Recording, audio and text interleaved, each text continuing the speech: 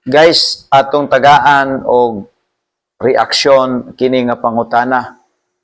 Kini nga pangutana or kini nga pangutana. Atong tagaan og reaksyon. Okay? So ang pangutana niya nga unsay kalainan kuno sa pastora o pastor wife. Unsay kahulugan kuno sa 1 Timothy chapter 2 verse 12. Okay? So ato ning tagaan og dako kaayong pagtagad karon. Mato pa niya biblical ba ang pastora? Okay? So ato ning tagaan og dako kaayong pagtagad para sa matag usa nga nagtanaw ni nagtanaw ani nga comments gikan kini sa atong higala ang Kristohanong Guardia from CDO.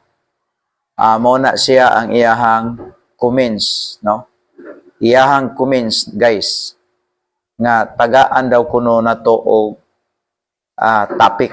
So atong buhaton karon ang 1 Timothy chapter 2 verse 12. Atong tagaan ning dako nga pagtagad, guys, kay gusto niyang masaysay ba. Chapter 2 verse 12. Ato ning tagaan og dakong pagtagad kay sa ato rong panahon daghan kaayo nga mga sikta, especially sa mga Pentecostal, UCCP, Alliance, ug uban pang mga reformers nga nanggawas sa Catholic nga nag-imbento sila ani nga kanang gitawag pastora. So kini nga comments sa atong higala ato ning tagaan og dako kaayong pagtagad.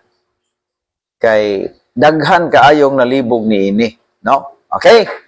So matud pa sa 1 Timothy chapter 2 verse 12, ingon siya nga but suffer not a woman to teach nor to serve authority over the man but to be in silent. So kini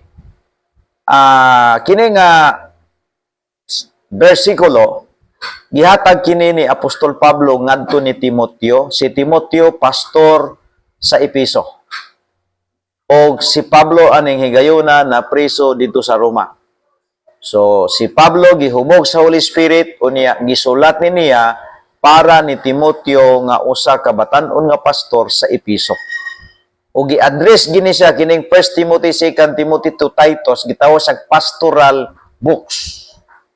Okay, now ingon diha, but I suffer not a woman to teach nor to serve authority over the man, but to be in silence. Okay, kini nga pahimangno si Pablo naghatag siya og kanabang may ngadto ni Timoteo nga dili di ay pwede nga ang pastora o kining word nga pastora dili man na nimo mabasa sa Biblia.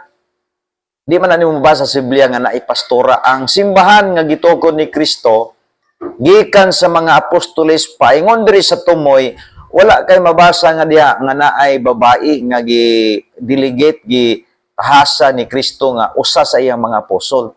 So point na una nga punto, walay babae nga gipili ni Kristo nga mahimo nga disciples niya. Although naamay mga babae sa iyang grupo pero dili sila maoy authority nga manudlo. Ang ilang trabaho sama ni Marta, sama ni Maria, hilom sila. Hilom sila. O kung imong tan-awon wala kay mabasa nga naay babae nga nanudlo, wala kay mabasa nga naay babae nga apostol nga membro ni Kristo sa iyahang grupo.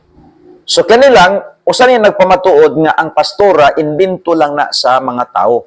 So kung naa ka sa maong sikta nga nagtudlo og pastora, meaning wala ka sa tarong og tinuod nga simbahan, kundi naa ka sa relihiyon, naa ka sa pagtulon-an sa binugna og imbento lang sa tao. Kay ang Biblia wa may naghatag dinhi og kanang gitawag og kanang bitaw nga tawag ani guys mga ideya mahitungod sa pastora.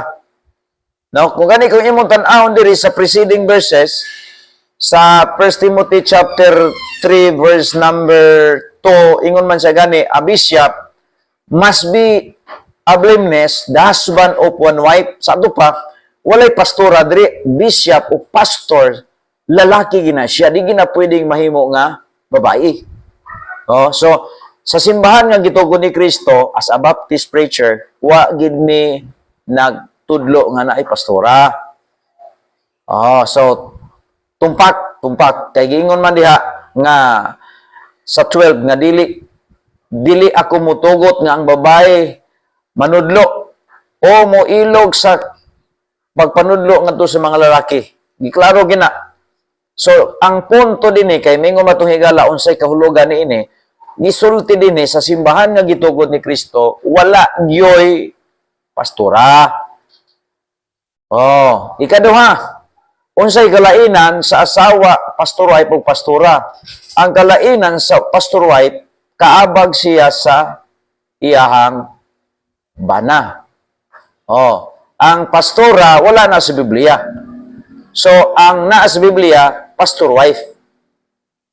Kaya giingon man diha sa 1 Timothy chapter 2, verse number 1 Timothy chapter 3 verse 2, a bishop must be blameless, the husband of one wife, vigilant, sober, of good behavior, giving to hospitality, to teach. So, giklaro na nga ang bishop naagi siya asawa. So, ang pastor wife naa sa Biblia, pero ang pastora wala sa Biblia.